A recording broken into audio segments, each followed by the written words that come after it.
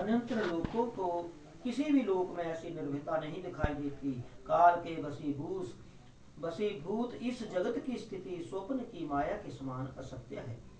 जगत में भी उस भारतवर्ष में रहने वाले लोग बहुत से दुखों को भोग रहे हैं। मैंने वहां देखा कि उस देश के मनुष्य राग द्वेष तथा मोह आदि में अकंठ में डूबे हुए हैं। उस देश में कुछ अंधे लोग अंधे हैं, कुछ टेढ़ी दृष्टि वाले हैं, कुछ दुष्ट वाणी वाले हैं, कुछ लूले हैं, कुछ लगड़े हैं, कुछ काने हैं, कुछ बहरे हैं, कुछ गूंगे हैं और कुछ कोढ़ी हैं, कुछ लोमस अधिक रोम वाले हैं, कुछ नाना रोग से घिरे हुए हैं और कुछ आकाश कुसुम की तरह नित्यांत मिथ्याभिमान से चूर हैं।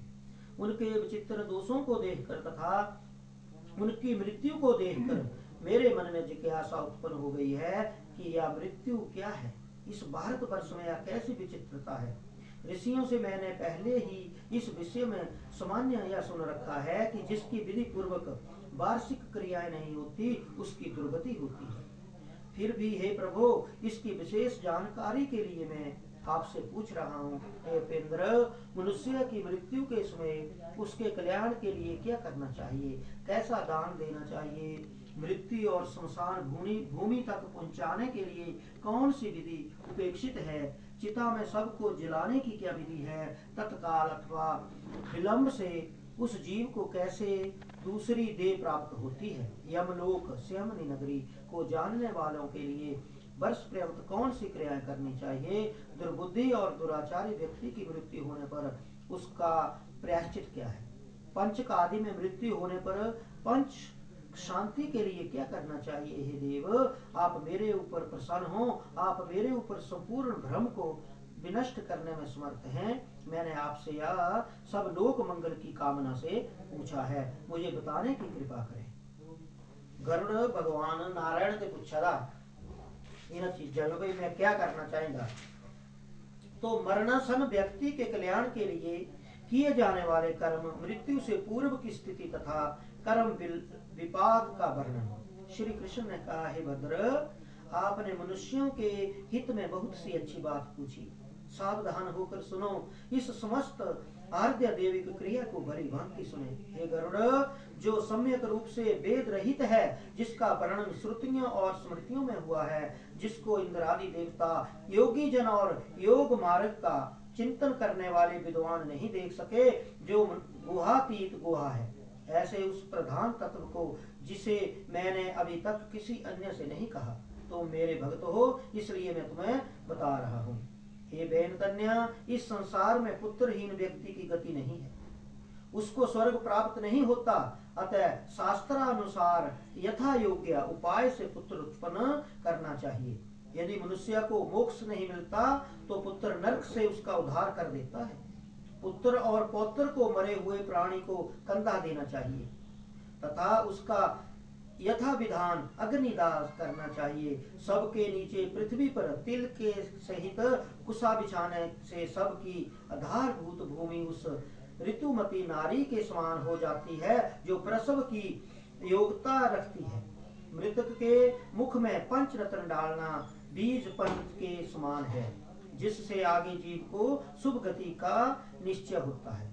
जैसे पुष्प ऋतु काल में स्त्रियों का रजो दर्शन न होने पर गर्भ धारण संभव नहीं है, वैसे ही सब भूमि भी तिल कुश आदि के बिना जीव की शुभ योनि में कारण नहीं बन पाती। इसलिए श्रद्धा पूर्वक तिल कुश पंच रत्न आदि का यथा विधान विनियोग आवश्यक है। गोबर से भूमि को सबसे पहले लीपना चाहिए, तदंतर उसके ऊपर तिल और कुश बिछाना चाहिए। उसके बाद आतुर व्यक्ति को भूमि पर कुशासन के ऊपर सुला देना चाहिए। ऐसा करने से वह प्राणी अपने समस्त पापों को जलाकर पाप मुक्त हो जाता है। सबके नीचे बिछाए गए कुश समूह निश्चित ही मृत्युग्रस्त प्राणी को स्वर्ग ले जाते हैं, इसमें संशय नहीं है।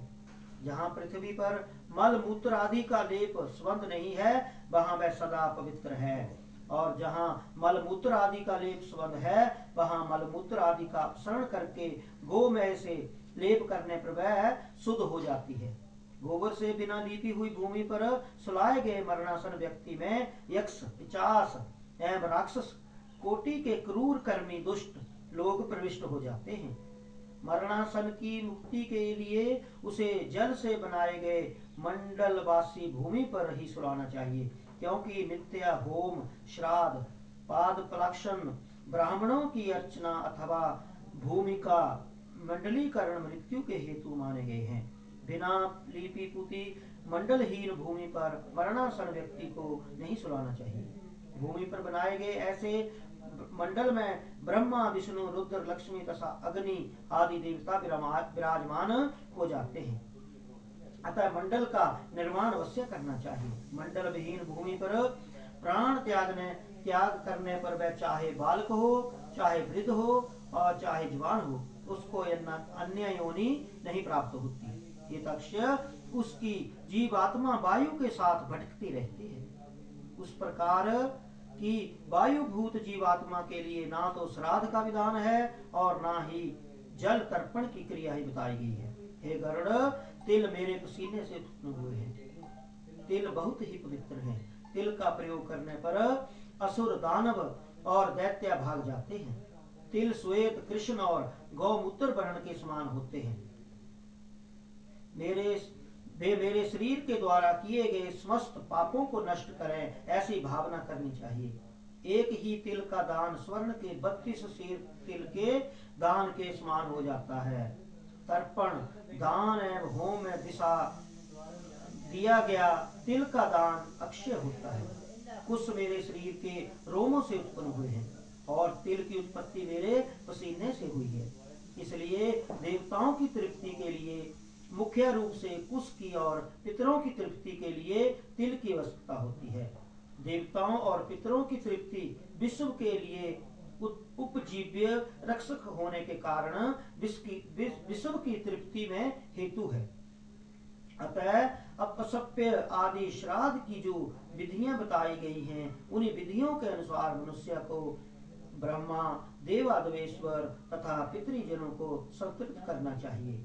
अपसभ्य आदि होकर तिल का प्रयोग करने से ब्रह्मा, पितर और देव संतृप्त हो जाते हैं। अपसभ्य होकर कर्म करने से पितरों की संस्तुति होती है। उसके मूल भाग में ब्रह्मा, मध्य भाग में विष्णु तथा अग्र भाग में शिव को जानना चाहिए। ये तीनों देव कुश में प्रतिष्ठित माने गए हैं। हे पक्षीराज, ब्राह्मण, मंत्र, कुश, अग्नि और तुलसी ये बार बार समर्पित होने पर भी प्रतिष्ठ नहीं माने जाते, कभी निर्माल्य अर्थात बासी नहीं होते। इनका पूजा में बार बार प्रयोग किया जा सकता है। खगेंद्र, तुलसी, ब्राह्मण,